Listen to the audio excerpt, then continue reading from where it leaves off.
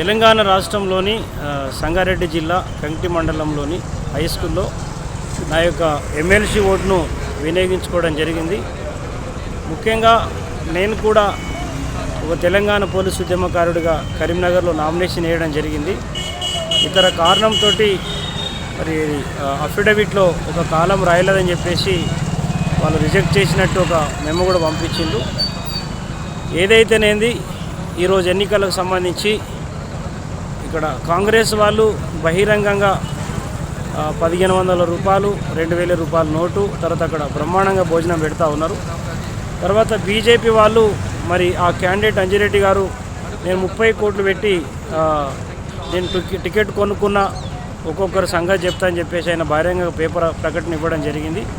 వాళ్ళు కూడా బీజేపీ తరఫున కూడా 3-4 వేల రూపాయలు ఓటుకి ఇస్తున్నట్టు కూడా స్థానికంగా మాకు సమాచారం ఉంది. దాదాపుగా ఒక 7-8 మంది సభ్యులు ఇతరతర పార్టీలతోటి పోటీ చేసినప్పటికీ కూడా మొత్తం మిగతా సభ్యులందరూ కూడా మొత్తం 56 మంది ఇక్కడ పోటీ చేస్తూ ఉన్నారు. అందులో మిగతా వాళ్ళందరూ కూడా స్వతంత్ర అభ్యర్థులుగా పోటీ చేస్తూ ఉన్నారు. ఈ ఎమ్మెల్సీ ఎన్నికలు అనేది ముఖ్యంగా కేంద్ర ప్రభుత్వం మరి రిలీజ్ చేసినటువంటి ఎన్నికలు అయినప్పటికీ కూడా కేంద్ర ఎన్నికల సంఘం ఇక్కడ జరుగుతున్నటువంటి ఎన్నికలు మాత్రం పారదర్శకంగా జరగడం లేదు.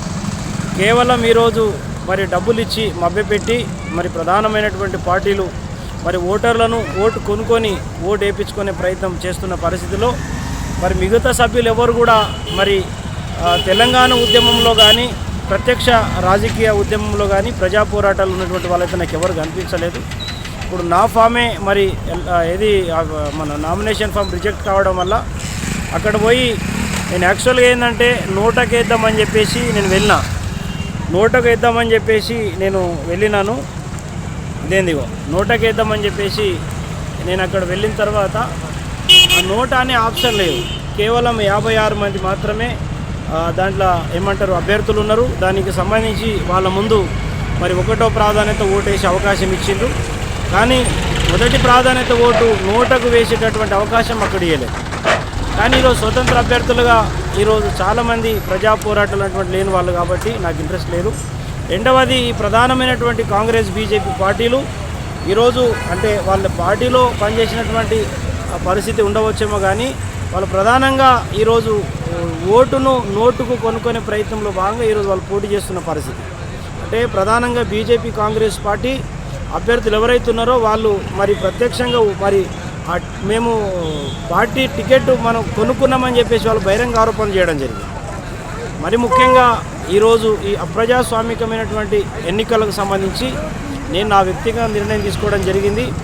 నా ఓటుకు సంబంధించి అక్కడ నోటకు మరి ఓట్లు వేసే అవకాశం లేనందున నేను మరి 56 మంది అభ్యర్థులలో ఏ ఒక్కరిని కూడా నేను నా మొదటి ప్రాధాన్యత ఓటు వేయకుండా ఆ పేపర్ ఏ విధంగా ఇచ్చిండ్రో ఆ విధంగానే ఆ డబ్బులు వేయడం జరిగింది. వాళ్ళు ఇచ్చిన పేపర్ తీసుకుపోయి నేను 56 మందిలో పార్టీలకు సంబంధించి కానీ స్వతంత్ర అభ్యర్థులకు సంబంధించి కానీ ఎవరిని కూడా నేను అక్కడ మొదటి ప్రాధాన్యత ఓటు వేయలేదు. నేను ముఖ్యంగా ఈ తెలంగాణ రాష్ట్రంలో సర్పంచుల ఎన్నికలు మొదలుకొని ఎంపీటీసీ జడ్పీటీసీల ఎన్నికలు మొదలుకొని ఈ అసెంబ్లీ ఎన్నికలు పార్లమెంట్ ఎన్నికలు కూడా కేవలం డబ్బుతోటి ఎన్నికలు చేయడం జరుగుతూ ఉన్నది. ముఖ్యంగా కుల రాజకీయాలు చేయడం జరుగుతూ ఉన్నది. మరి ముఖ్యంగా మరి రాజకీయ పార్టీల మీద ఓట్లాడుకునే పరిస్థితి ఉన్నది. ఏ ఒక్క వ్యక్తి కూడా రాజ్యాంగబద్ధంగా ఓటు వినియోగించుకోవడం లేదు. ఏ ఒక్క వ్యక్తి కూడా రాజ్యాంగబద్ధంగా మరి ఈరోజు మరి క్యాండిడేట్గా నిలవడం లేదు. ఈరోజు నాకు తెలిసిన కాడ గతంలో బీఆర్ఎస్ అయితేనేది, ఇప్పుడు కాంగ్రెస్ పార్టీ అయితేనేది, దేశంలో బీజేపీ అయితేనేది, కాంగ్రెస్ పార్టీ అయితేనేది, ఇవన్నీ పార్టీలు కూడా కేవలం డబ్బుతోటి కులంతోటి పార్టీలతోటి ఈ మూడే ఎజెండాగా అంటే ప్రజాస్వామ్యంలో ఓటు అనేది ప్రజాస్వామ్యబద్ధంగా వేయాల్సినటువంటి ఓటు, ఎన్నికలు అనేవి ప్రజాస్వామ్యబద్ధంగా నిర్వహించాల్సినటువంటి ఎన్నికలు ఇది కేవలం ధనస్వామ్యంగా కులస్వామ్యంగా కేవలం రాజకీయ పార్టీల పేరు మీద ఓట్లాడుకునే దిగజారుడు రాజకీయం చేస్తూ ఉన్నారు. కాబట్టి అయ్య దస్తే కొడుకు దస్తే మనమడు తప్పితే ఈ భారతదేశంలో ఒక పేదవాడు ఒక ఎమ్మెల్సీగా మరి స్వతంత్రంగా గెలిచే పరిస్థితి లేదు. ముఖ్యంగా ఒక ఎమ్మెల్యే గెలిచే పరిస్థితి లేదు. కనీసం ఒక సర్పంచ్ గెలిచే పరిస్థితి లేదు.